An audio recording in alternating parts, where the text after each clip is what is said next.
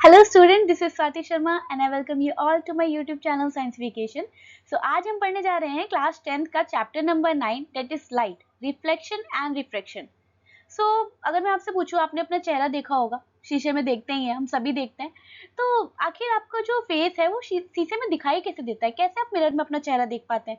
या फिर अगर हम दूसरी जगह बात करें कि अगर आपके पास कोई ग्लास में वाटर है और अगर आप उसमें पेंसिल डिप करके देखोगे तो आप पाओगे कि आपकी पेंसिल जो है वो थोड़ी सी टेढ़ी दिखाई देगी। तो ऐसा क्यों? आपने तो पेंसिल सीधी रखी है, बट फिर वो जो पेंसिल है उसका डायरेक्शन चेंज क्यों दिख रहा है? तो ये सारी चीजें आज हम पढ़ेंगे इस चैप्टर में। इस चैप्टर में हम जानेंगे कि किस तरीके से लाइट जो है अगर वो मिरर पे फॉल हो तो वो रिफ्लेक्ट बैक हो जाती है, जिसे हम रिफ्लेक्शन कहते हैं। लेकिन वहीं दूसरी तरफ हम ये भी जानेंगे कि वही लाइट जो है वो कुछ ऐसे मीडियम्स भी होते हैं जिसमें वो रिफ्लेक्ट ना करके उसके अंदर चली जाती है और क्या करती है, वो रिफ्रैक्ट हो जाती है, जिस प्रोसेस को हम क्या बोलते हैं, रिफ्रैक्शन बोलते हैं। तो इसमें ये भी पढ़ने वाले हैं। साथ ही फिर हम पढ़ेंगे कि स्फेरिकल मिरर क्या होता है। स्फेरिकल मिरर आएगा, फिर स्फेरिकल मिरर के को जब हम कट करेंगे तो फिर वहां से हमें पता चलेगा कि दो और मिरर हमारे पास आ चुके हैं, दैट इज कॉनकेव और कॉन्वेक्स मिरर। तो इस पूरे चैप्टर में हम यही सारी चीजें पढ़ने वाले हैं कि एक्चुअल में लाइट जो है वो है क्या, वो कैसे डिस्टेंस ट्रेवल करती है, किस तरीके के पाथ को फॉलो करती है, किस तरीके से वो एक रिफ्लेक्शन और एक रिफ्रैक्शन दो तरीके के प्रोसेसेस को दिखाती है। ठीक है, तो चलिए वीडियो को स्टार्ट करते हैं और जानते हैं लाइट की इस इंटरेस्टिंग सी दुनिया को। और इसके साथ ही ये चैप्टर खत्म होने के बाद अब आपको रिफ्लेक्शन और रिफ्रैक्शन से डर नहीं लगेगा। अब ये चैप्टर आपके लिए बहुत आसान हो जाएगा, बहुत इजी हो जाएगा। तो चलिए स्टार्ट करते हैं इस चैप्टर को। हमारे वर्ल्ड में जो है वेराइटीज ऑफ ऑब्जेक्ट है, वेराइटीज ऑफ ऑब्जेक्ट अलग अलग डिफरेंट कलर्स के, डिफरेंट साइज के, शेप्स के, डिफरेंट तरीके के ऑब्जेक्ट्स हमारे वर्ल्ड में एग्जिस्ट करते हैं। अब ये सारी चीजें जो है वो आपको दिखती कब है? जब उस पर सनलाइट पड़ती है, किसी भी तरीके की लाइट पड़ती है। अगर आप किसी डार्क रूम में जाएंगे तो डार्क रूम में आपको कोई भी ऑब्जेक्ट क्लियरली विजिबल नहीं होगा, बिकॉज वहां पर आपको या तो लाइटिंग ऑब्जेक्ट नहीं मिल रहा है कोई, या फिर सनलाइट नहीं है। तो अगर लाइटिंग ऑब्जेक्ट या सनलाइट की कमी है तो उस वजह से वो रूम डार्क है। और अगर रूम डार्क है तो रिफ्लेक्शन नहीं होगा, और रिफ्लेक्शन नहीं होगा तो आप वहां पर प्रेजेंट किसी भी ऑब्जेक्ट को देख नहीं पाएंगे। वहीं अगर बात करें डे के टाइम में तो जो सनलाइट है वो हेल्प करता है हमें, ताकि हम ऑब्जेक्ट को क्लियरली बहुत साफ सुथरे तरीके से देख सके। जैसे कि ऐसा होता क्यों है? क्योंकि ऑब्जेक्ट जो है, लाइट जो है वो ऑब्जेक्ट के ऊपर जाके रिफ्लेक्ट होती है, एंड जब वो लाइट रिफ्लेक्ट होती है, रिफ्लेक्ट होने के बाद वो रिफ्लेक्टेड रे जब हमारी आई में एंटर करती है तो उसके बाद हमें वो ऑब्जेक्ट जो है वो क्लियरली विजिबल होने लगता है। तो यहाँ यही तो है कि जब भी ऑब्जेक्ट जो है वो लाइट, उस पर लाइट अगर फॉल करती है तो this reflected light when receive by our eyes, जब भी वो रिफ्लेक्टेड लाइट आपकी आंखों की थ्रू रिसीव होती है तो उसमें क्या होता है, वो क्या करती है, उसके वजह से ही आपका जो ऑब्जेक्ट है वो आपको क्लियरली विजिबल होता है। इवन अगर हम बात करें अगर कोई ट्रांसपेरेंट मीडियम है तो ट्रांसपेरेंट मीडियम में क्या होता है कि लाइट जो है वो आर पर चली जाती है। तो उस कंडीशन में आप क्या करते हैं, आप को ट्रांसपेरेंट मीडियम में आर पर यानी उसके पीछे जो भी चीजें हैं वो भी आप क्लियरली देख सकते हैं। तो यहाँ पर number of common wonderful phenomenas हैं जो कि लाइट के थ्रू होते हैं, जैसे कि इमेज की फॉर्मेशन होना मिरर के थ्रू, स्टार का ट्विंकल होना, twinkling of stars basically, and colour of rainbows, यानी रेनबो के जो डिफरेंट कलर्स आते हैं ये भी हम किसके थ्रू देखते हैं, ये भी हम इसी रिफ्लेक्शन वाले फिनोमिना के थ्रू देखते हैं। इसके अलावा bending of the light by the medium and so on. The study of the properties of a light help us to explore them. ये जो है हम जो लाइट के बारे में पढ़ रहे हैं, इस लाइट के बारे में जब हम पढ़ेंगे तो ये जितने भी क्वेश्चन है, जितने भी हमने वर्ड्स यहाँ पढ़े, twinkling of star, beautiful colour of rainbow, ये सारी चीजें, ये सबके आंसर्स हमें इसमें मिल जाएंगे। ठीक है, और ये सारे जो फिनोमिना जो हमारे चारों तरफ हो रहे हैं, ये सारे फिनोमिना हम देख के एक चीज तो समझ पाते हैं, वो ये कि लाइट जो है वो स्ट्रेट ट्रेवल करती है, मतलब स्ट्रेट लाइन को फॉलो करती है। किसी भी, चाहे तो आप रिफ्लेक्शन की बात करें चाहे आप रिफ्रैक्शन की बात करें। अगर हम रिफ्लेक्शन की बात करें तो रिफ्लेक्शन में ऐसा सरफेस होता है ना, और क्या होता है, इस तरीके से लाइट आती है और इस तरीके से रिफ्लेक्ट हो जाती है। तो देखो स्ट्रेट आई है लाइन एंड स्ट्रेट ही वापस चली गई है। अगर वही बात करें रिफ्रैक्शन की तो रिफ्रैक्शन में लाइट जो है वो ऐसे आती है, एंड देन उसके बाद से क्या होता है, लाइट जो है वो ऐसे आई और थोड़ा सा बेंड हो जाती है ना, मतलब उसको जाना स्ट्रेट चाहिए पर वो थोड़ी सी स्लाइटली ऐसे हो जाती है। तो इस कंडीशन में हम क्या देखेंगे कि जो लाइट है वो हमेशा स्ट्रेट ही ट्रैवल करती है। लाइट तो स्ट्रेट ही ट्रैवल कर रही है, वो हमें दिख जो रहा है वो इस तरीके का दिख रहा है। ठीक, तो यहाँ पर यही सारी चीजें लिखी है कि इससे एक चीज तो हमें समझ में आ गया कि लाइट जो है वो हमेशा स्ट्रेट ट्रैवल करती है। In fact that the small source of light cast the shape sharp shadow on the object on an opaque object point the straight line of path, है ना। इवन एक छोटी सी लाइट सोर्स भी है, वो भी अगर कोई ऑब्जेक्ट ओपेक है, ओपेक मतलब एक ऐसा ऑब्जेक्ट जिसके आप आर पार नहीं देख सकते। कभी भी शेडो फॉर्म होता है तो शेडो ओपेक ऑब्जेक्ट का ही तो फॉर्म होता है, ट्रांसपेरेंट का तो शेडो नहीं फॉर्म होगा। तो यहाँ यही बोल रहा है कि जब भी कोई ओपेक ऑब्जेक्ट होगा तो ओपेक ऑब्जेक्ट की जो शेडो फॉर्म होगी वो भी बिल्कुल ऐसी ही शार्प स्ट्रेट लाइन के थ्रू होती है। और the pointed to this straight line of the path usually indicate the ray of light, है ना, जो कि रे ऑफ लाइट को इंडिकेट करती है। तो इस चैप्टर में हम पढ़ेंगे phenomena of reflection and refraction of light using A straight line propagation of light, है ना। यहाँ पर हम पढ़ेंगे किस तरीके से स्ट्रेट लाइट जो है, स्ट्रेट लाइन की वजह से इमेज की फॉर्मेशन होती है। हम पढ़ेंगे यहाँ रिफ्लेक्शन रिफ्रैक्शन के बारे में। इसके अलावा हम और सारे कॉन्सेप्ट देखने वाले हैं जो कि ऑप्टिकल फिनोमेना की वजह से होते हैं। और we shall try to understand in this chapter the reflection of light by sharp spherical mirror, reflection of light और वही सारी चीजें कि उससे रियल लाइफ जो सिचुएशंस हैं रियल लाइफ में किस तरीके से हम इनको यूज करते हैं, ये सारा चीज हम इस चैप्टर में पढ़ने वाले हैं। चलिए पढ़ते हैं इसके बाद मोर टू नो। ये एनसीईआरटी की कटिंग है मोर टू नो, जिसमें लिखा हुआ है if N opaque object on the path of the light become very small. अगर कोई ओपेक ऑब्जेक्ट है किसी भी लाइट के रास्ते में और वो बहुत छोटा है, ओपेक मतलब समझ रहे हो, एक ऐसा ऑब्जेक्ट जिसके आर पर लाइट नहीं जा सकती। तो अगर बहुत ही छोटा सा ऑब्जेक्ट वहां पर है, एक ओपेक ऑब्जेक्ट है लाइट के रास्ते में, तो उसकी वजह से क्या होगा कि the tendency of to bend around it is and not to walk in a straight line. तो क्या होगा, वो जो लाइट जो है वो स्ट्रेट ना जाके वो क्या होगी, वो बेंड हो जाएगी, है ना। जब भी मान लो ये अगर एक ऑब्जेक्ट है, ये एक ओपेक ऑब्जेक्ट है और लाइट यहाँ से एंटर हो रही है, तो लाइट क्या है, जब स्ट्रेट जाना चाहिए, पर जैसे ही ये ओपेक ऑब्जेक्ट आएगा उसके पास, तो लाइट स्ट्रेट ना जाके क्या होगी, बेंड हो जाएगी। लाइट स्ट्रेट ना जाके क्या होगी, बेंड हो जाएगी, ऐसे ना जाके बेंड हो जाएगी। तो उस कंडीशन में क्या है कि अब ये तो फिनोमिना अभी हम पढ़ रहे हैं कि लाइट जो है वो स्ट्रेट चलती है, तो यहाँ पर तो ये बोल रहा है कि नहीं स्ट्रेट नहीं होगी, है ना। And effect is known as the diffraction of light. तो इसको हम क्या बोलते हैं, डिफ्रेक्शन ऑफ लाइट बोलते हैं। इस फिनोमिना को, लाइट के इस फिनोमिना को हम क्या बोलते हैं, डिफ्रेक्शन ऑफ लाइट बोलते हैं। जहां पर एक छोटा सा ऑब्जेक्ट अगर लाइट के रास्ते में आए, ओपेक ऑब्जेक्ट, तो लाइट उसको देख के क्या करेगी, स्ट्रेट ना होकर बेंड हो जाएगी। अब then the straight line treatment of optics rays fail here. अगर हम बात करें तो ऑप्टिक जो एज पर द थियरी जो आपकी लाइट होती है वो स्ट्रेट होनी चाहिए, लेकिन यहाँ तो ये थियरी फेल हो जाएगी। तो to explain the phenomena such as diffraction light is through as a wave, है ना। तो इसीलिए इन फिनोमिना को एक्सप्लेन करने के लिए हमने ये पढ़ा, हम ये जानेंगे कि लाइट जो है वो वेव की तरह बिहेव करती है। और इसके बारे में डिटेल स्टडी आप हायर क्लास में पढ़ेंगे, जिसमें हम पढ़ेंगे क्या, लाइट के बारे में, लाइट के डुअल नेचर के बारे में। यहाँ हम पढ़ेंगे लाइट के डुअल नेचर के बारे में, जहाँ हम पढ़ेंगे कि लाइट जो है वो बिहेव करता है as a particle and it's also behave as a wave, है ना। तो उसका वेव नेचर भी होता है और उसका पार्टिकल नेचर भी होता है। तो आगे की ये 11th क्लास में आपका चैप्टर नंबर 2 आएगा, स्ट्रक्चर ऑफ एन एटम। वहां पर आप पढ़ने वाले हैं डुअल नेचर ऑफ पार्टिकल के बारे में, जहां पर डुअल नेचर ऑफ लाइट के बारे में, जहां पर आप पढ़ेंगे कि लाइट जो है वो दो नेचर फॉलो करता है, एक वेव नेचर, दूसरा पार्टिकल नेचर। ये एक्चुअल में इलेक्ट्रोमैग्नेटिक वेव्स होंगी, है ना। इलेक्ट्रोमैग्नेटिक वेव्स के बारे में हम इसमें पढ़ने वाले हैं, ये आगे 11th क्लास में पढ़ेंगे। तो again at the beginning of 20th century में जब स्टार्टिंग हुई थी, तो उस टाइम पे फिर क्या हुआ था, it become known that the wave theory of light often become the inadequate for the treatment of interaction of the light with matter. अब फिर वो जो वेव थ्योरी की बात की गई, जो स्टार्टिंग में बताई गई, अब 20th सेंचुरी आते आते हमने देखा कि ये वेव थ्योरी भी जो है ये भी सुटेबल नहीं बैठ रही है। मतलब बहुत जगह लाइट जो है वो पार्टिकल मैटर्स के साथ इस तरीके से बिहेव कर रहा है कि वहां पर वेव नेचर मैटर जो हमने बोला है लाइट का, वो वहां सुटेबल नहीं बैठ रहा है। तो यहाँ आके हमने देखा कि वेव नेचर भी फेल होता दिख रहा है हमें। तो and the light is behave somewhat like a stream of particle. और हमें क्या दिखा कि लाइट जो है वो यहाँ पर वेव की तरह ना बिहेव करके एक पार्टिकल की तरह बिहेव कर रहा है। अब दिस कंफ्यूजन, ये कंफ्यूजन जो है, ये कंफ्यूजन जो के वजह से एक और थियरी स्टार्ट हो जाती है, जिसे हम क्या बोलते हैं, मॉडर्न क्वांटम थियरी। तो confusion about the true nature of light continue, है ना, ये कंटिन्यू चलता रहा और कुछ सालों तक चलता रहा, जब तक एक नई थियरी नहीं आती जिसे हम मॉडर्न क्वांटम थियरी के नाम से जानते हैं, modern quantum theory of light, immersed in which light is nether a wave nor a particle. एक मॉडर्न थियरी ऑफ लाइट आती है जहां पर बोला गया कि लाइट ना तो वेव है ना ही पार्टिकल है, ये दोनों ही नेचर को शो करेगा और ये दोनों ही नेचर को फॉलो करने वाला है। तो the new theory reconcile the particle properties of light with a wave nature। तो यहाँ पर एक नई थियरी आती है, क्वांटम थियरी, जो कि बोलता है कि जो लाइट है वो आपका वेव नेचर भी शो करेगा और वो आपका पार्टिकल नेचर को भी शो करेगा, जो कि आप हायर क्लास में पढ़ेंगे अपने। इसके बाद देखते हैं एक्टिविटी नंबर 9.1।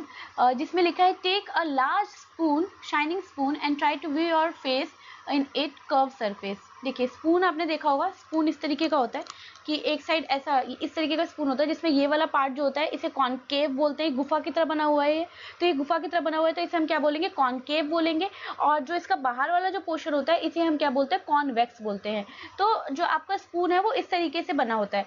तो ये जो अब इसने पूछा है कि do you get an image, क्या आपको वो कर्व वाले एरिया में अगर आप देखोगे अपना फेस इस तरीके से इस वाले एरिया में देखोगे तो क्या आपको कोई इमेज बनती हुई दिखाई दे रही है? अगर वो बनती हुई दिखाई दे रही है तो क्या वो छोटी इमेज है या फिर बड़ी इमेज है, आपको ये बताना है। इसके बाद बोल रहा है move the spoon slowly away from your face. अब उसके बाद वो जो स्पून है उसको ऐसे करके फेस से दूर करिए। जब दूर करेंगे आप तो फिर आपको बताना है कि आप जब इसको दूर कर रहे हैं तो फिर इमेज की फॉर्मेशन कैसी हो रही है, क्या इमेज में कुछ चेंजेस देखने को मिल रहे हैं आपको।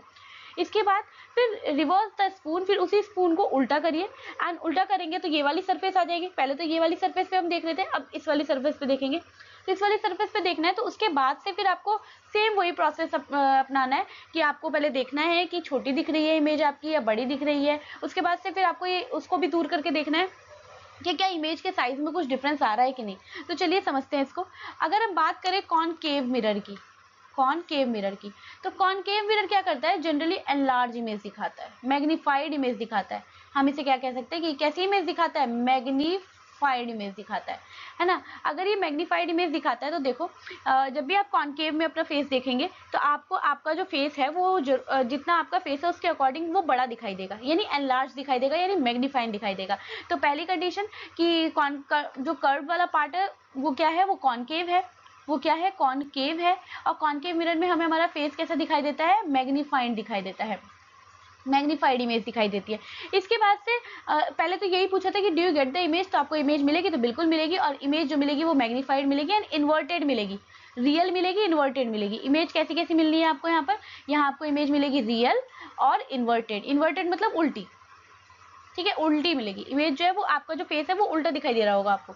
आप मिरर में आप इसको करके देख सकते हैं स्पून में जो अंदर वाले पोर्शन पे अगर आप अपना फेस देखोगे तो आपको आपका फेस जो है वो उल्टा दिखाई देगा, है ना। तो यानी इन्वर्टेड दिखाई देगा, लेकिन रियल इमेज होगी वो, है ना। और जैसे ही आप उसको दूर करेंगे तो आपकी इमेज जो है वो उसी तरीके से मैग्नीफाइड ही दिखाई देने वाली है। लेकिन जब आप बहुत पास लेके आएंगे तो एक टाइम ऐसा आएगा कि आपकी जो इमेज है जो इन्वर्टेड उल्टी दिखाई दे रही थी वो वापस से सीधी दिखाई देने लगेगी।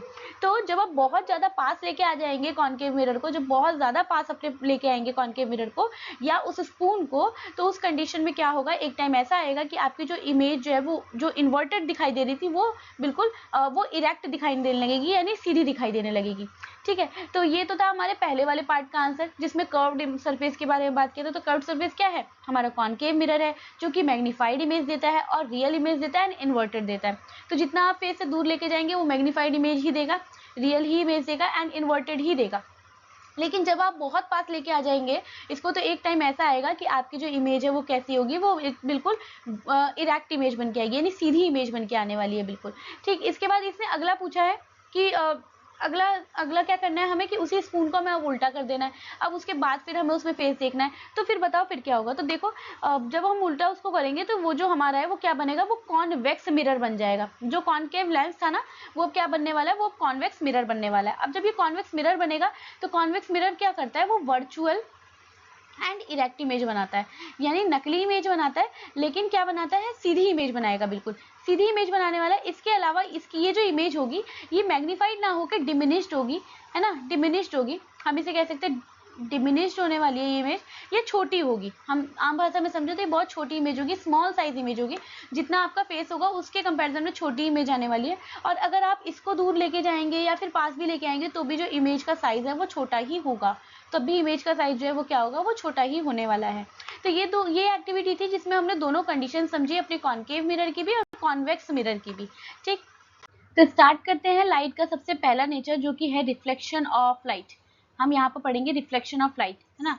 तो रिफ्लेक्शन ऑफ लाइट की बात करें तो इसमें सबसे पहले हम देखते हैं हाईली पॉलिश सरफेस, है ना। अगर रिफ्लेक्शन की हम बात करेंगे तो जो हमारा सरफेस है वो हमें कैसा होना चाहिए, वो पॉलिश्ड होना चाहिए, वो पॉलिश्ड होना चाहिए, जैसे कि मिरर, है ना। सरफेस हमारा पॉलिश होना चाहिए and reflect most of the light fallen on it, और जितनी भी लाइट उसमें फॉलो हो और ज्यादातर लाइट वो क्या करे, रिफ्लेक्ट कर दे, यानी रिवर्ट बैक कर दे, है ना। And you are already familiar with the law of reflection of light.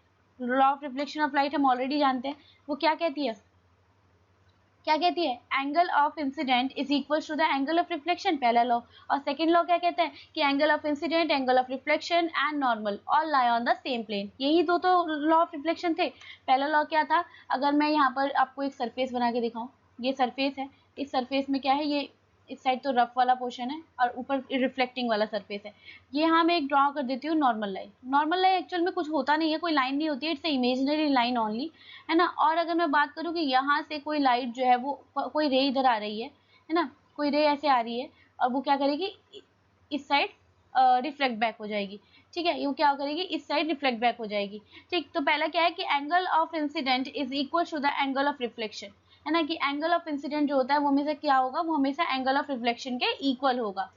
ठीक है, तो यहाँ इसने क्या बोला कि angle of incidence is equal to angle of reflection. मतलब अगर मैं बात करूँ इस नॉर्मल को जो मैंने बनाया, तो इस नॉर्मल से एंगल ऑफ इंसिडेंट जो है वो जितना होगा उतना ही एंगल ऑफ रिफ्लेक्शन भी होगा, यानी angle of incidence is equal to angle of reflection. ये तो हमारा पहला लॉ कहता है। फर्स्ट लॉ ऑफ रिफ्लेक्शन क्या कहता है कि angle of incidence is equal to the angle of reflection. ठीक है, इसके बाद से सेकेंड लॉ क्या बोल रहा है कि the incident ray, the normal रे to the mirror at the point of incident and the reflected ray all lie on the same plane। कुल मिला के ये बोल रहा है कि चाहे इंसिडेंट रे हो, चाहे रिफ्लेक्टेड रे हो, या चाहे ये नॉर्मल रे हो, ये सब जो है वो क्या करेंगे, वो एक ही प्लेन पे लाई करेंगे। ये सारे जो है वो क्या करेंगे, एक ही प्लेन पे लाई करेंगे। तो ये तो दोनों लॉ थे रिफ्लेक्शन के, ये दोनों क्या है, दोनों रिफ्लेक्शन के लॉ है। ठीक है, पहला लॉ क्या कहता है कि एंगल ऑफ इंसिडेंट जो है वो क्या होगा। अच्छा, ये जो लाइन है, ये जो लाइन है इसको हम बोलते हैं इंसिडेंट रे, इंसिडेंट रे। ठीक है, और ये जो लाइन है ये वाली, इसे हम बोलते हैं रिफ्लेक्टेड रे, इसको हम बोलते हैं रिफ्लेक्टेड रे, रिफ्लेक्टेड रे। और ये जो एंगल बन रहा है ये इंसिडेंट एंगल है और ये रिफ्लेक्टेड एंगल है। ठीक, तो this law of reflection is applicable to all of the reflecting surface. जितने भी रिफ्लेक्टिंग सरफेस हो, जैसे कि स्फेरिकल सरफेसेस या ये सब क्या है, ये सब इस लॉ को फॉलो करते हैं। And you are familiar with the formation of the image by a plane mirror. Plane mirror के बारे में हम जानते हैं, क्या प्रॉपर्टी होती है प्लेन मिरर की, कि कैसी इमेज फॉर्म करते हैं, वो हमेशा वर्चुअल और इरेक्ट फॉर्म करेंगे, यानी इमेज जो है वो हमेशा मिरर के अंदर बनने वाली है, इसलिए हम उसे वर्चुअल कह रहे हैं। एंड इरेक्ट मतलब बिल्कुल सीधी इमेज बनेगी। अगर आप अपना फेस देखते हो मिरर में, तो आप जैसे हैं सीधे, वैसे ही सीधे आपका फेस दिखाई देता है। इट मीन्स जो प्लेन मिरर है वो कैसा बनाता है, इरेक्ट इमेज बनाता है।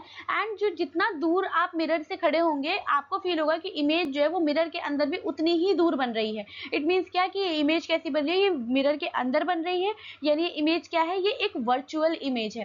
Then size of the image is equal to that of the object. और जितने जो साइज आपका है, सेम साइज आपके इमेज का भी बनने वाला है, जो कि मिरर के अंदर फॉर्म होगी। मिरर के अंदर जिस भी इमेज की फॉर्मेशन होगी वो सेम उसी साइज की होगी जिस साइज का ऑब्जेक्ट उस मिरर के सामने खड़ा होगा, अगर प्लेन मिरर है तो। इसके बाद कि image form is far behind the mirror, वही बात है कि जितना आप दूर खड़े होंगे मिरर से, अंदर भी उतनी ही दूर इमेज बनी हुई आपको दिखाई देगी। And further the image is literally inverted. Inverted मतलब समझिए, अगर आपका राइट हैंड आप उठा रहे हैं तो आपके मिरर में फील होगा कि वो आपका क्या है, लेफ्ट हैंड है। तो इसको हम क्या बोलते हैं, लिटरली इन्वर्टेड बोलते हैं। इसको हम क्या बोलते हैं, लिटरली इन्वर्टेड।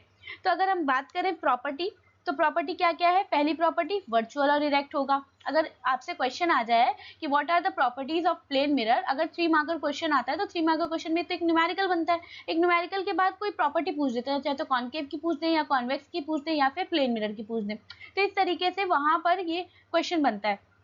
डायरेक्टली एक अकेले यही नहीं आने वाला है, ये किसी ना किसी क्वेश्चन के साथ कंबाइन होकर आता है जब भी आता है।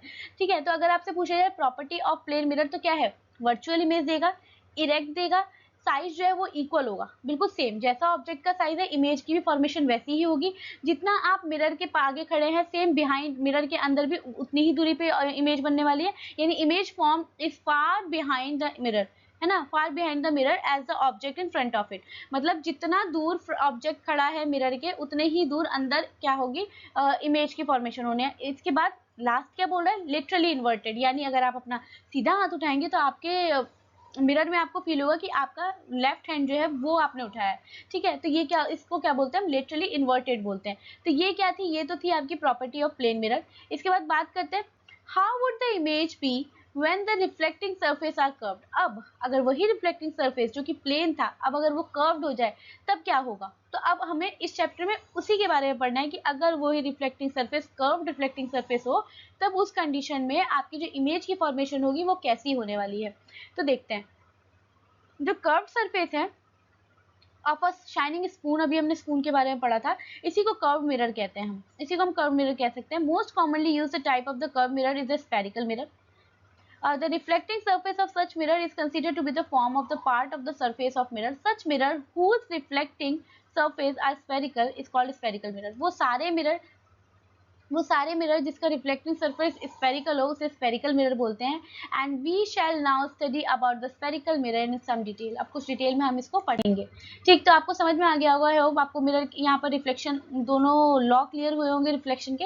एंड इसके बाद से हमने वहाँ क्या पढ़ा? हमने पढ़ा प्लेन मिरर के बारे में। ठीक, अब हम बात करते हैं स्फेरिकल मिरर के बारे में। स्फेरिकल मिरर देखो एक्चुअल में होता क्या है, इस तरीके से ये पूरा सर्कल होता है। एक्चुअल में ये पूरा एक सर्कल होता है ना, ये पूरा सर्कल होता है।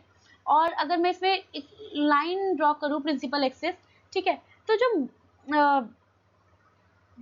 ये स्पेयर है, ये जो स्पेयर है, इस स्पेयर का जो सेंटर होता है ना, इसको हम क्या बोलते हैं? सी नाम से डिनोट करते हैं। इसको हम क्या बोलते हैं? Centre of curvature. सी को हम क्या बोलेंगे? सी मतलब है आपका सेंटर ऑफ कर्वेचर।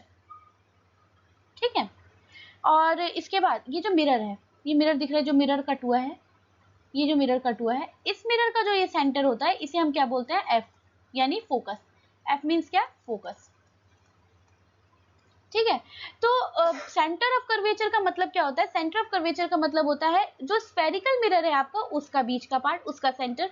और जब आपने उसमें से मिरर कट कर दिया तो जो मिरर का सेंटर पॉइंट होता है उसे हम क्या बोलते हैं? फोकस बोलते हैं। और ये जो लाइन है ये इमेजिनरी लाइन है जिसे हम प्रिंसिपल एक्सिस बोलते हैं, है ना। और इसके बाद यहाँ से जब भी स्फेरिकल मिरर होगा और उसे हम कट करेंगे तो दो तरीके के मिरर बनने वाले हैं उससे। एक तो बनेगा जिसका बाहर वाला जो सरफेस है वो थोड़ा वैसा होगा, वो क्या होगा? आपका रफ होगा। एंड अंदर वाला जो है वो शाइनी होगा, ये पोर्शन जो है वो शाइनी होगा।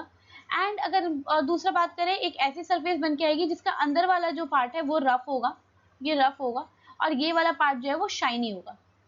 ठीक है, तो जिसका अंदर का पार्ट शाइनी होगा वो तो कॉनकेव मिरर के नाम से जाना जाएगा, और जिसका बाहर का पार्ट शाइनी होगा वो किस नाम से जाना जाएगा? कॉन्वेक्स मिरर के नाम से जाना जाएगा। तो यहाँ पर तो देखिए, the reflecting surface of the spherical mirror are curved, inverted and outverted, है ना। एक अंदर की साइड मुड़ा हुआ रहता है, एक बाहर की साइड मुड़ा रहता है। And spherical mirror whose reflecting surface is curved inward, है ना। एक ऐसा मिरर जिसका रिफ्लेक्टिंग सरफेस अंदर की साइड हो, ये तो हो जाएगा कॉनकेव, यानी ये आ गई डेफिनेशन आपकी कॉनकेव मिरर की। A spherical mirror whose reflecting surface curved inward is that face toward the center of the sphere is called concave mirror, and the spherical mirror whose reflecting surface is curved outward is called the convex mirror. तो ये तो concave और convex mirror की क्या आ गई? definition आ गई। A schematic representation of these mirror is shown in figure 9.1। ये देखो figure 9.1 में दोनों दिख ही रहा है आपको, एंड यहाँ पर आप नोटिस कर सकते हैं इन दोनों डायग्राम को। इसके बाद You may now understand that the surface of the spoon curved inward can be approximated to the curved surface mirror and the surface of spoon bulge out। मतलब वो ये बल्ज जो सरफेस स्पून का जो अंदर वाला सरफेस होता है वो कॉनकेव होता है, एंड जो बल्ज आउट है जो बाहर की साइड निकला हुआ है वो क्या होता है? कॉन्वेक्स होता है। ठीक है, इसके अलावा देखिए इसके बाद एक कुछ की टर्म्स लिखी हुई है। Centre of reflecting surface of a spherical mirror is lie on the surface of the, ये देखो ये जो मिरर होता है ना, मिरर का जो सरफेस होता है इसको हम पी से डिनोट करते हैं, जिसे हम क्या बोलते हैं? पोल बोलते हैं। जो मिरर का सरफेस होता है इसे हम पी से डिनोट करते हैं, जिसे हम पोल बोलते हैं। इसके अलावा मैंने आपको बता दिया सेंटर ऑफ कर्वेचर क्या होता है। जो इस पूरे स्फेयर का सरफेस सेंटर होता है उसे सेंटर ऑफ कर्वेचर बोलते हैं, है ना। और ये इस यहाँ से यहाँ तक का जो डिस्टेंस है इसे रेडियस ऑफ कर्वेचर बोला जाता है। यानी वो जो स्फेयर है उस स्फेयर के रेडियस को रेडियस ऑफ कर्वेचर बोला जाता है। कोई भी सर्कल होता है तो उसका भी एक रेडियस होता है ना, तो इसी तरीके से इस स्फेयर का जो रेडियस है उसे हम क्या बोलते हैं? Radius of curvature. तो रेडियस ऑफ कर्वेचर यानी इसका मतलब क्या है? Radius of the sphere of the which mirror are form. ठीक है, the part distance of P is PC is equal to the radius of curvature, है ना। तो ये जो PC है यानी यहाँ से यहाँ तक का पोल से लेकर ये जो है ये दिख रहा है C और ये दिख रहा है P। पोल से लेकर कर्वेचर तक के डिस्टेंस को हम क्या बोलते हैं? रेडियस ऑफ कर्वेचर के नाम से जानते हैं। इसे हम कैपिटल R से डिनोट करते हैं। इसके बाद प्रिंसिपल एक्सिस, ये पूरी लाइन जो है ये प्रिंसिपल एक्सिस है ना, स्ट्रेट लाइन जो कि पास करती है पोल से सेंटर ऑफ कर्वेचर तक, इसी को हम क्या बोलते हैं? प्रिंसिपल एक्सिस बोलते हैं। ठीक है, तो ये सारे जो है इसमें हमने सारा लोकेट भी करके देख लिया यहाँ पर कहाँ पर क्या चीज होती है, और यहाँ पर इसकी डेफिनेशंस भी देख ली। चलिए बात करते हैं एक्टिविटी नंबर 9.2। तो इसमें लिखा है क्वेश्चन में, do not look at the sun directly और even into the mirror reflecting sunlight, है ना। तो सन की तरफ आपको कभी भी डायरेक्टली नहीं देखना चाहिए, इवन आप मिरर के रिफ्लेक्शन से भी सन को ना देखें, क्योंकि ये आपकी आंखों को सीधे सीधे डैमेज कर देगा। तो अब इस एक्टिविटी को करने से पहले आपको ये बताया हुआ है, क्योंकि इस एक्टिविटी में आपको यही काम करना है, तो आपको सन को डायरेक्टली देखना नहीं है बस।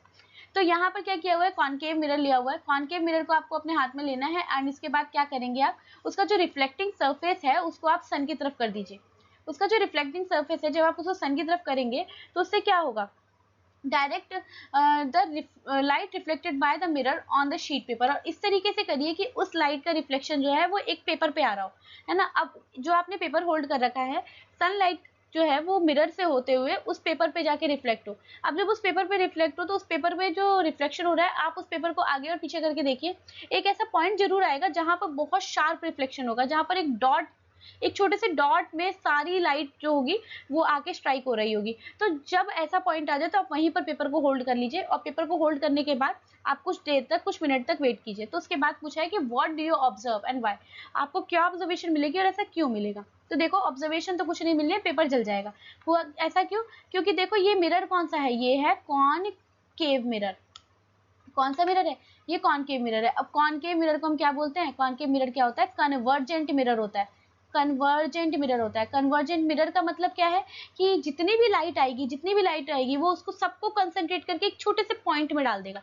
जितनी भी लाइट आ रही है, ऐसे ऐसे करके फॉल जो लाइट आ रही है, सारी लाइट को क्या करेगा? कन्वर्ज करके एक छोटे से पॉइंट में कन्वर्ट कर देगा। ठीक है, तो इतनी सारी ह्यूज अमाउंट ऑफ लाइट जो है, इन सबकी एनर्जी जो है वो आके छोटे से कंसंट्रेट हो जाएगी, छोटे से पोर्शन में कंसंट्रेट हो जाएगी। तो इस वजह से क्या होगा कि अब इतनी ज्यादा हीट और लाइट अगर किसी जगह पे कंसंट्रेट होगी, तो इसके वजह से क्या होगा? वो पेपर जो है वो जल जाएगा।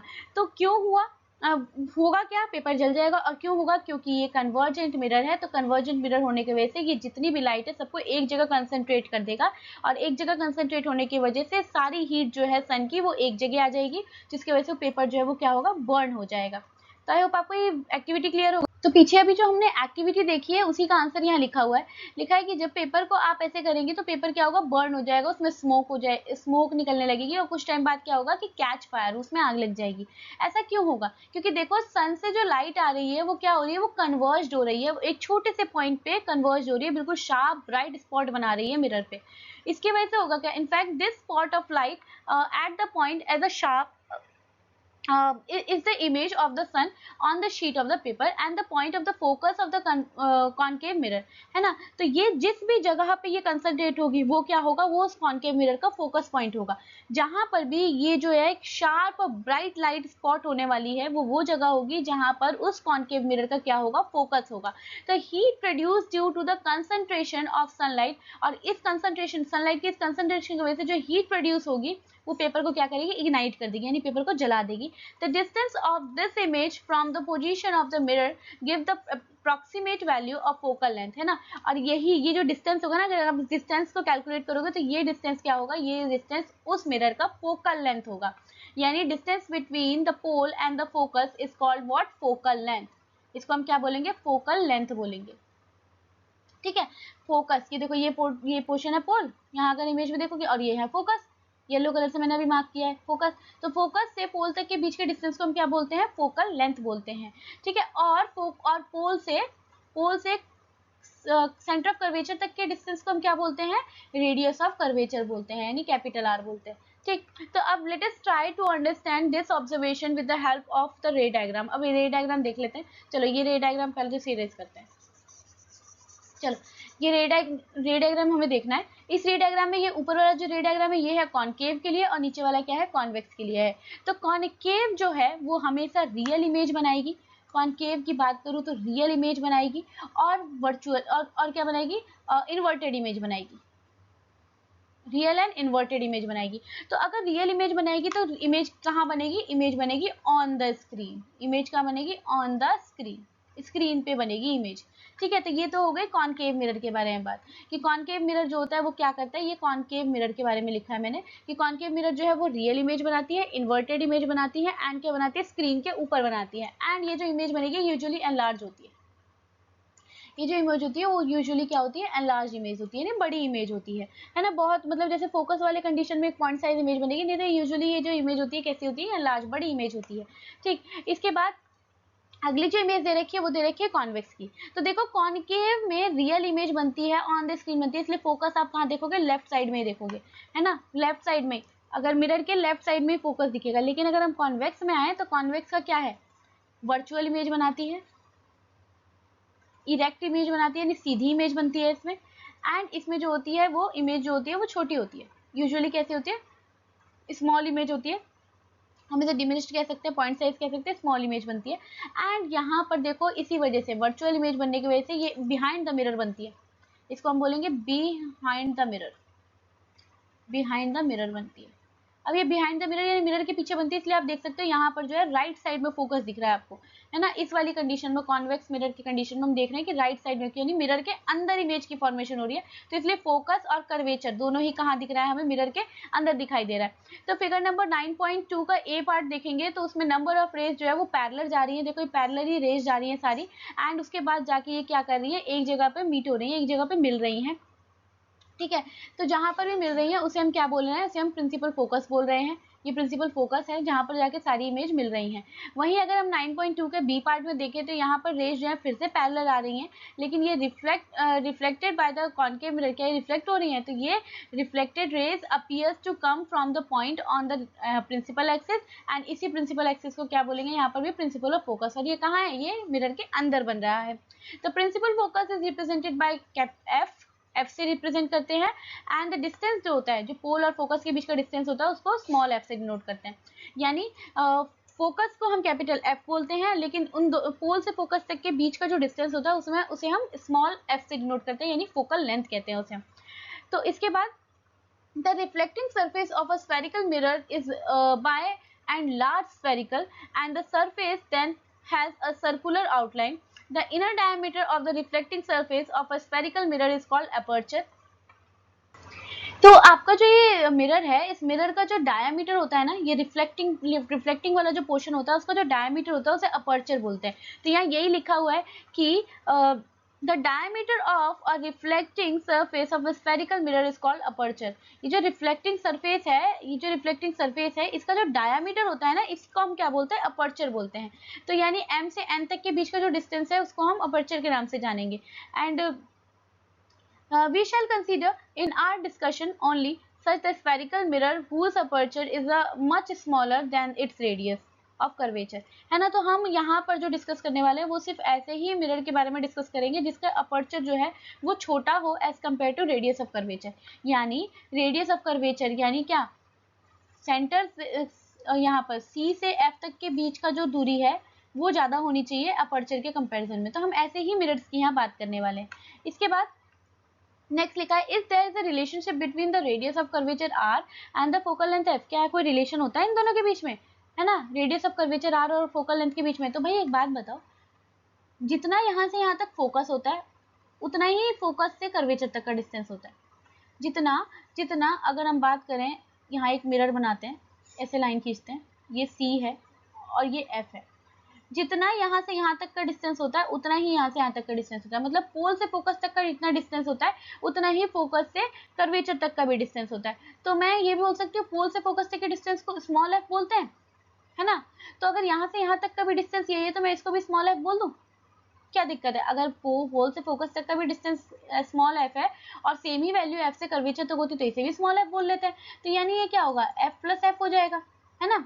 और ये पूरा इसको क्या बोलते हैं, पूरे को क्या बोलते हैं, आर बोलते हैं, यानी रेडियस ऑफ कर्वेचर बोलते हैं। तो रेडियस ऑफ कर्वेचर का मतलब क्या है, focal length plus focal length, दो फोकल लेंथ, यानी रेडियस ऑफ कर्वेचर का मतलब क्या है, 2 ऑफ एफ। तो यहाँ से हमें एक रिलेशन पता लगा, क्या, radius of curvature and focal length के बीच में। इसके बीच में क्या रिलेशन है कि जो रेडियस ऑफ कर्वेचर होता है वो हमेशा फोकल लेंथ के डबल होता है, वो हमेशा क्या होता है, फोकल लेंथ से मतलब फोकल लेंथ की वैल्यू को अगर आप डबल कर देंगे तो आपका रेडियस ऑफ कर्वेचर निकल के आ जाएगा। तो ये क्या था, ये तो हमारा रिलेशन था किसके बीच में, radius of curvature and focal length के बीच में। Let's see the activity number 9.3, जिसमें कि क्या लिखा है, इसमें लिखा है कि you have already learn the way of determine the focal length of a concave mirror. आप पहले ही अभी इससे पहले आपने पढ़ लिया कि किस तरीके से फोकल लेंथ हम कैलकुलेट कर सकते हैं कॉनकेव मिरर का, जो कि एक्टिविटी नंबर 9.2 में हमने देखा था। You have seen that the sharp bright spot of the light you got on the paper. हमने ये भी देखा था कि किस तरीके से एक बहुत शार्प ब्राइट लाइट हमें मिली थी किस पे, एक पेपर के ऊपर, और जहाँ पर वो जो शार्प लाइट मिली थी हमने वो देखा था क्या, कि वो हमारा क्या होगा, फोकस होगा, क्योंकि फोकस ही वो जगह है जहाँ पर शार्प बिल्कुल पॉइंट पे हमारी सन की लाइट सारी मिलने वाली है। And it was a tiny real inverted image, ये बहुत छोटी रियल थी और इन्वर्टेड इमेज थी। And you got the approximate focal length, और यहाँ से आपको अप्रॉक्सीमेट फोकल लेंथ मिल गया था of a concave mirror by measuring the distance. क्या पोल से फोकस तक का डिस्टेंस आपने नापा था, जिससे आपको फोकल लेंथ की वैल्यू मिल गई थी। अब आपको क्या करना है, फिर से वही क्या करना है, आपको कॉनकेव मिरर लेना है, कॉनकेव मिरर लीजिए and find out it approximate focal length, इसका अप्रॉक्सीमेट फोकल लेंथ आपको फाइंड करना है। उसी प्रोसेस के साथ वही पॉइंट साइज आपको इमेज फॉर्म करानी है, जहाँ पर भी पॉइंट साइज इमेज फॉर्म होगी वो जगह क्या होगी, आपकी फोकल होगी और फोकस होगी, और वहाँ से डिस्टेंस मिरर तक का क्या होगा, फोकल लेंथ होगा। ठीक, तो वही सारी चीज़ करनी है, पेपर ले लीजिए और वही करना है। तो देखिए यहाँ क्या है कि you can also find it out by obtaining the mirror on the distance object of the paper sheet. क्या है, तो देखते हैं, mark a line on a table with a chalk. Chalk से आपको क्या करना है, चॉक से टेबल पे आपको क्या करना है, मार्क करना है। चॉक से आपको क्या करना है, टेबल पे मार्क करना है। उसके बाद आपको क्या करना है, कॉनकेव मिरर प्लेस कर देना है स्टैंड के साथ। कॉनकेव मिरर का जो कॉनकेव मिरर जो है वो स्टैंड के साथ वहीं पर प्लेस कर देना है। Now place the stand over the line, line के ऊपर स्टैंड को प्लेस कर दीजिए। That its pole lie over the line, इस तरीके से कि उसका जो पोल है वो कहाँ लाई करे, वो उस लाइन के ऊपर लाई करे। ठीक है, मतलब अगर ये लाइन आपने बनाई है तो यहाँ पर आपको कहीं, यहाँ पर इस तरीके से आपको मिरर लगा देना है, इस तरीके से मिरर लगाना है स्टैंड के साथ कि इसका जो पोल है वो मिरर का जो लाइन है, जो लाइन आपने ड्रॉ की है चॉक से, वहाँ पर लाई करे। Draw with chalk 2 more line, इसके बाद चॉक से आपको 2 और लाइन आपको खींचनी है पैरेलल, 2 और लाइन खींचनी है पैरेलली, है ना। लेकिन वो जो लाइन आप खींचेंगे, पैरेलल लाइन जो खींचेंगे, वो ऐसी होनी चाहिए कि दोनों की लाइन के बीच का डिस्टेंस जो है वो उतना ही होना चाहिए जितना पोल से फोकस तक की दूरी है। यहाँ लिखा हुआ है कि lines are equal to the focal length of the mirror, mirror की जो फोकल लेंथ है उतनी ही दूरी पे ये लाइन्स होनी चाहिए आपकी। These lines now correspond to the position of a point P, F and C. इस लाइन को आप पी, एफ और सी की तरह से आप इसको बता सकते हैं, where P is pole, F is focus and C is curvature. Remember Remember, for the spherical mirror of a small aperture, the focal length f lies midway between the pole and the center of curvature. Obviously, अगर हम बात करें, ये curvature है और ये पोल है, तो इन दोनों के बीच में ही हमारा क्या आता है, फोकस आता है। तो वही यहाँ लिखा है कि फोकस जो है वो हमेशा कहाँ होगा, पोल और कर्वेचर के बीच में होगा। कीप द ब्राइट ऑब्जेक्ट, अब एक ब्राइट ऑब्जेक्ट लेके आइए, जैसे कि आप कैंडल लेके आ सकते हैं, बर्निंग कैंडल जो होती है, और फिर उसको क्या करना है, at the position far beyond the C, तो उसको कहाँ रखना है, इस सी के पीछे रखना है, उस ऑब्जेक्ट को सी के पीछे ऐसे रखना है ना, बियॉन्ड द सी रख के देखिए आप उसको। और फिर प्लेस द पेपर स्क्रीन, और फिर एक पेपर स्क्रीन आप प्लेस करना है आपको, और फिर उसको आप मूव करके देखिए, आप उसको फ्रंट और बैक ऐसे मूव करके देखिए, जब तक आपको मूव करना है, जब तक आपको एक ब्राइट इमेज ना मिल जाए, है ना। तो एक जगह आएगी जब पेपर आपका यहाँ आएगा, तब क्या होगी, आपको कैसी इमेज मिलेगी, एक ब्राइट इमेज मिलेगी, एक पॉइंट साइज ब्राइट इमेज मिलने वाली है, तो वो क्या होगा, आपका फोकस होगा। तो ऑब्जर्विंग द इमेज केयरफुली, तो इसी इमेज को आपको केयरफुली ऑब्जर्व करना है, आपको बताना है कि वो नेचर कैसा बनने वाला है, पोजीशन कैसी होगी, है ना, और कैसा साइज होने वाला है उसका ऑब्जेक्ट के कंपैरिजन में। फिर इस एक्टिविटी को रिपीट करिए, कैंडल को ऐसे ही प्लेस करते हुए बियॉन्ड सी, पहले बियॉन्ड सी रखा, फिर आप सी पे रखिए, फिर फोकस एंड कर्वेचर के बीच में रखिए, फिर फोकस पे रखिए, एंड फिर बिटवीन पोल एंड फोकस पे रखिए। तो इस तरीके से डिफरेंट प्लेस पे आपको अपने उस कैंडल को जो है वो प्लेस करना है, एंड प्लेस करने के बाद आपको क्या है, इमेज की फॉर्मेशन देखनी है कैसे हो रही है, ठीक है, उसकी पोजीशन, उसका नेचर, उसका साइज, ये सब आपको बताना है। तो ये जो एक्टिविटी है ना, बेसिकली ये एक्टिविटी आपको बता रही है कि आपको पूरे जो कॉनकेव मिरर का जो मिरर फॉर्मेशन की जो इमेज होती है, रिफ्लेक्शन की जो इमेज होती है, वो सारी इमेजेस आपको यहाँ पर बना के शो करनी होगी। वो जो 6 की 6 इमेजेस की फॉर्मेशन होती है कॉनकेव मिरर में, वो सारी इमेज की फॉर्मेशन आपको इस एक्टिविटी में करके दिखानी होगी। तो बेसिकली इस एक्टिविटी में आपको क्या करना है, वो 6 इमेज फॉर्मेशन करनी है।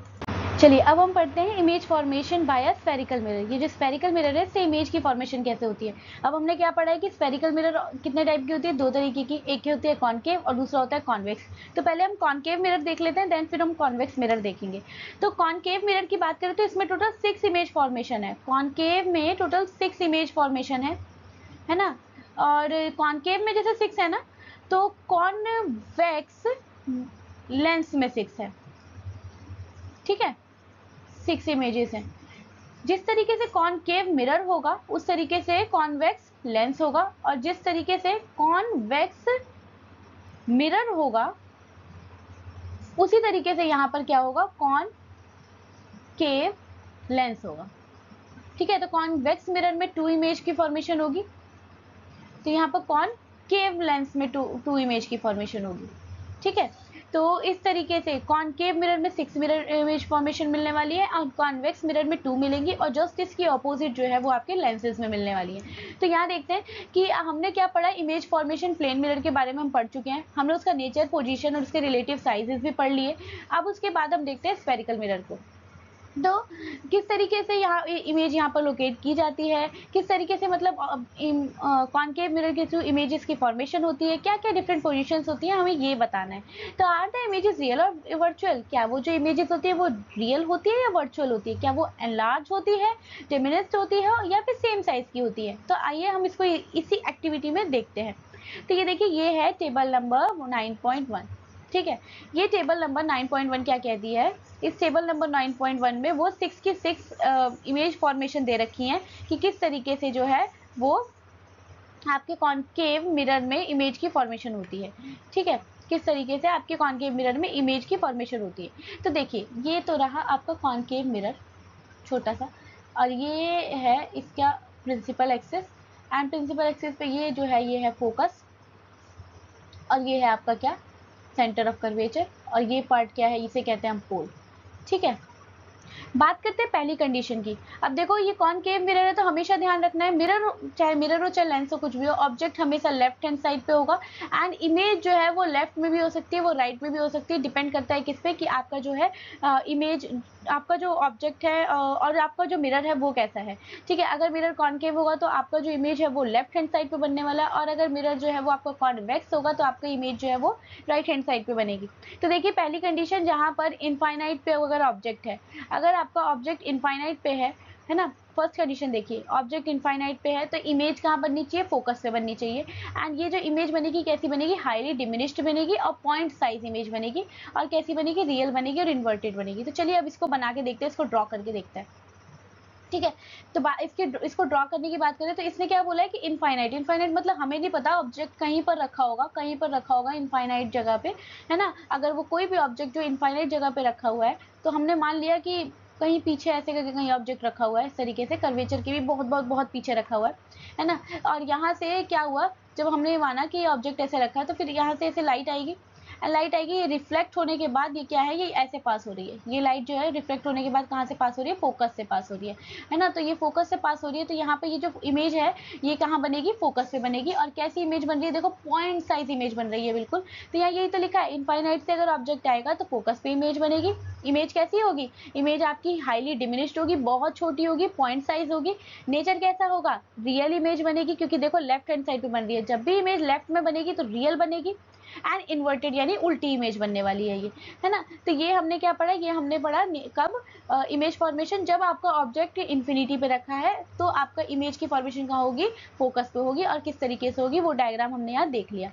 अगला हम देखते हैं बियॉन्ड सी। अगर आपका ऑब्जेक्ट जो है वो कहाँ रखा है, वो सी के भी पीछे रखा है, मतलब ये कर्वेचर है, कर्वेचर के पीछे रखा है सिर्फ, अभी तो इनफाइनाइट पे था, फिर इनफाइनाइट से उठा के कर्वेचर के पीछे रख दिया हमने। तो अगर हमारा ऑब्जेक्ट जो है वो कर्वेचर के पीछे रखा है, तो उस कंडीशन में हमारी जो इमेज बनेगी वो कहाँ बनेगी, between the focus and the curvature, कहाँ बनेगी, between the focus and the curvature. अब ये जो इमेज बनेगी वो डिमिनिश्ड बनेगी, छोटी बनेगी, और रियल इन्वर्टेड तो होगी ही होगी, ठीक है। तो अब ये वाली कंडीशन देखते हैं, इस वाली कंडीशन के लिए हम ड्रॉ करते हैं फिर से ब्लैक करते हैं इसको पहले, है ना। इसको ड्रॉ करते हैं मिरर को अगली फॉर्मेशन के लिए, और इस तरीके से हमने प्रिंसिपल एक्सिस को लाइन खींची। ये पोल है, अगेन ये फोकस है, और ये हमारा क्या है, सेंटर ऑफ कर्वेचर है। क्या बोला गया कि जब आपका ऑब्जेक्ट कहाँ होगा, सेंटर ऑफ कर्वेचर के पीछे होगा। तो ठीक है, जब ऑब्जेक्ट को हमें कहाँ रखना है, सेंटर ऑफ कर्वेचर के पीछे, यहाँ रख दो, यहाँ रख दो।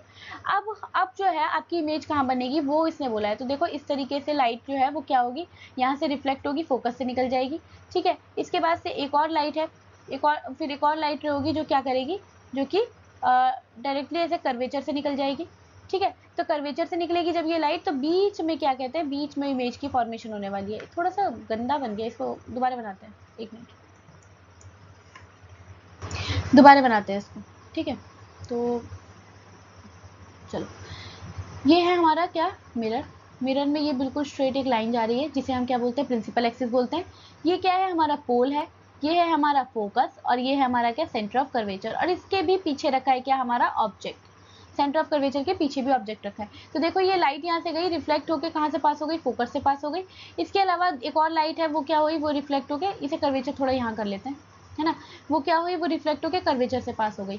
अब देखो जहां पर भी ये दो लाइन आपस में कट कर रही हैं, जहां ये दो लाइन आपस में कट कर रही है, इमेज की फॉर्मेशन क्या होगी, वहीं होगी, है ना। और देखो अब ये इमेज, देखो ऊपर वाले की कंडीशन में, अगर हम ऊपर वाले कंपैरिजन में देखें तो ये इमेज कैसी बनी है, ये इमेज जो है ये थोड़ी सी बड़ी बनी है। ऊपर वाला तो बिल्कुल पॉइंट साइज था, उसकी कंडीशन में ये देखें तो ये इमेज थोड़ी सी डिमिनिश, मतलब उतनी पॉइंट साइज नहीं बनी है, हाईली डिमिनिश ना होकर डिमिनिश्ड है, मतलब छोटी है ना। तो यहाँ पर और क्या है, इन्वर्टेड है, उल्टी है। तो यहाँ पर यही तो लिखा हुआ है कि अगर बियॉन्ड द सी ऑब्जेक्ट होगा तो इमेज की फॉर्मेशन कहाँ होगी, between the focus and the curvature. And ये जो इमेज होने वाली है डिमिनिश्ड होने वाली है, छोटी होने वाली है, एंड ये होगी रियल इमेज क्योंकि लेफ्ट हैंड साइड पे बन रही है, एंड क्या होगी, ये इन्वर्टेड इमेज होगी। ठीक है, तो ये तो हमने क्या पढ़ा, सेकंड वाली कंडीशन पढ़ी। ठीक है, अब हम बात करते हैं अपने थर्ड वाली कंडीशन की। थर्ड वाली कंडीशन के लिए हम डायग्राम फिर से बनाते हैं।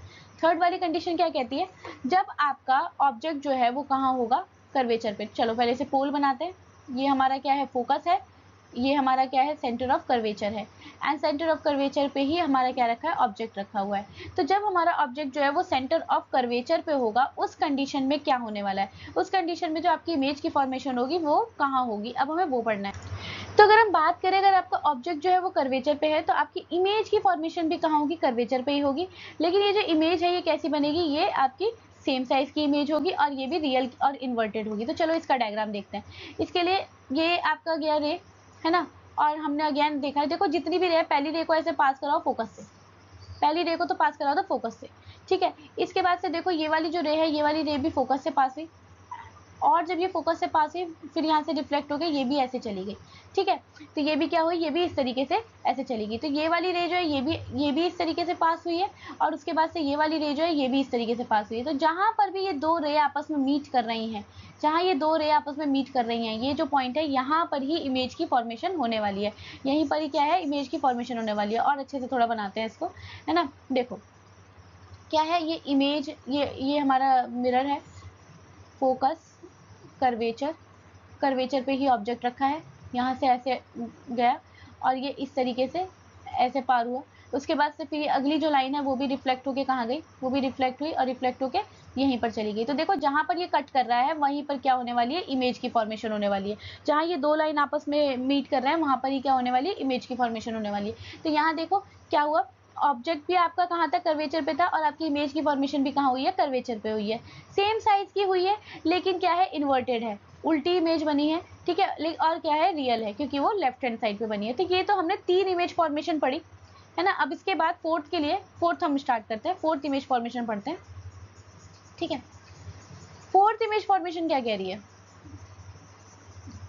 जब आपका जो ऑब्जेक्ट है वो कहाँ हो, जब आपका object between C and F हो, जब आपका ऑब्जेक्ट कहाँ हो, बिटवीन सी एंड एफ हो, है ना, उस कंडीशन में क्या होगा, जब भी आपका ऑब्जेक्ट अगर बिटवीन सी एंड एफ होगा, उस कंडीशन में जब आपका जो आपकी इमेज बनेगी वो कहाँ बनेगी, वो बियॉन्ड सी बनेगी।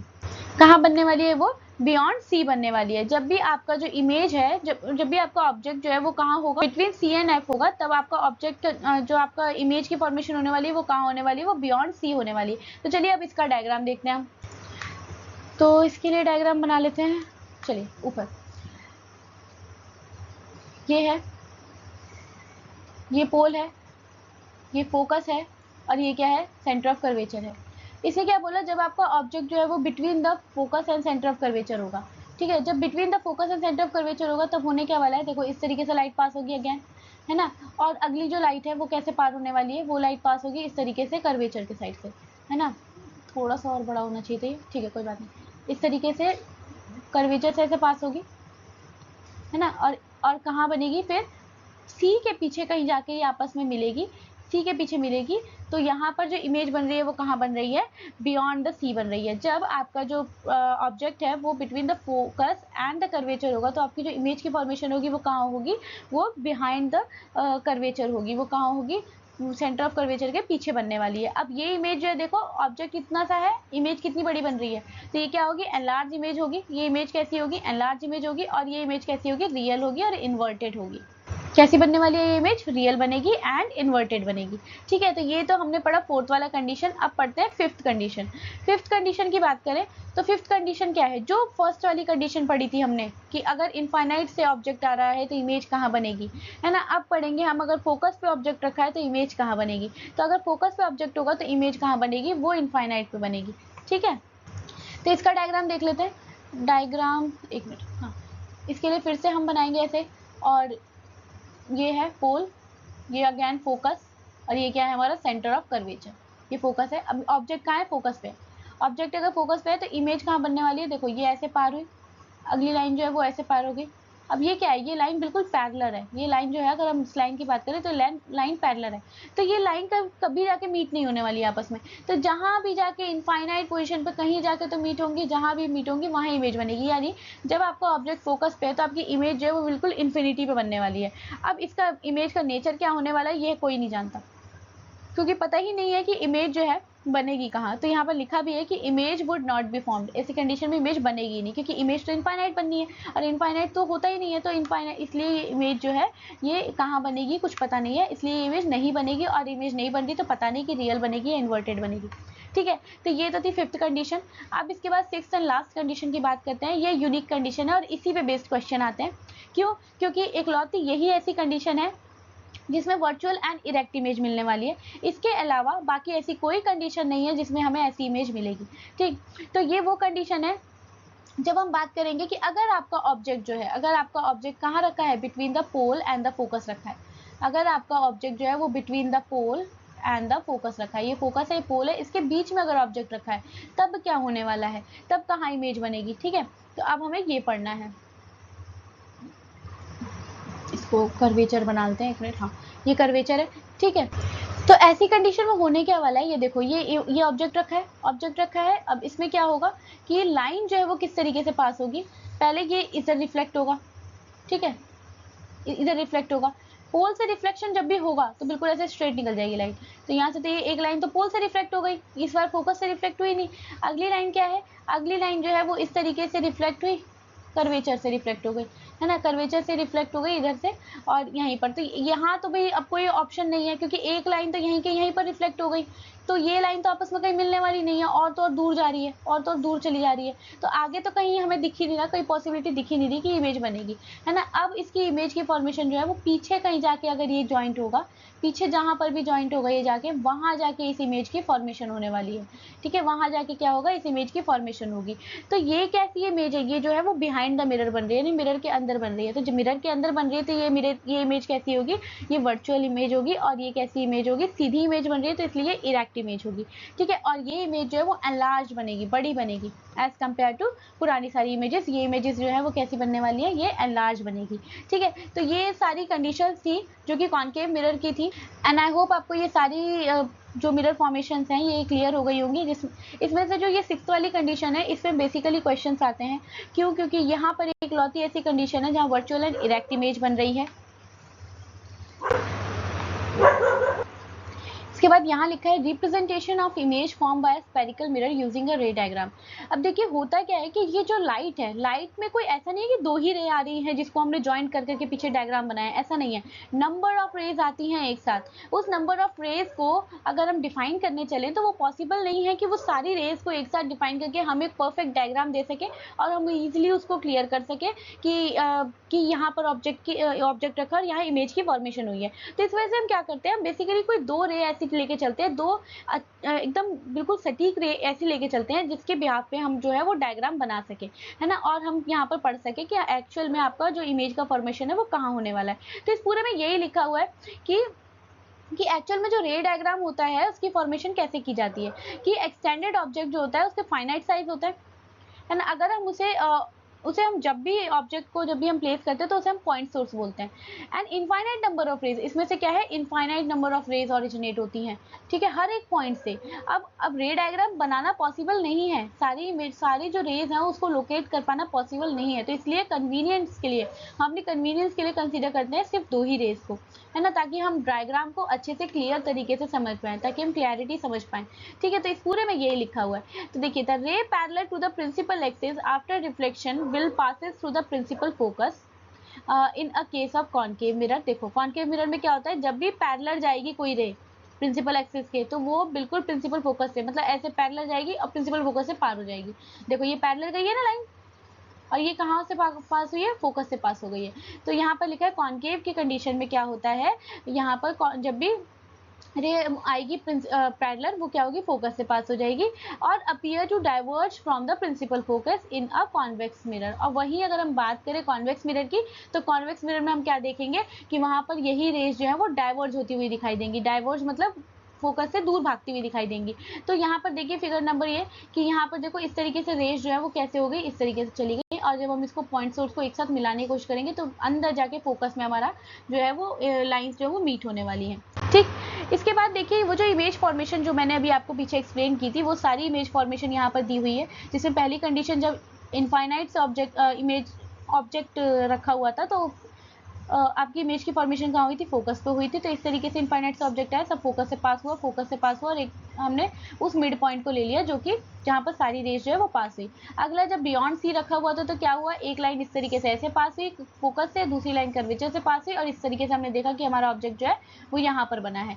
अगली इमेज जो है, इमेज की फॉर्मेशन यहाँ पर हुई है ना। अगली वाली कंडीशन हमने देखी थी कि जब आपका कर्वेचर पे ही रखा हो ऑब्जेक्ट, तो कर्वेचर पे ही अगर आपका रखा हो तो इमेज की फॉर्मेशन भी कहाँ होगी, कर्वेचर पे ही होगी।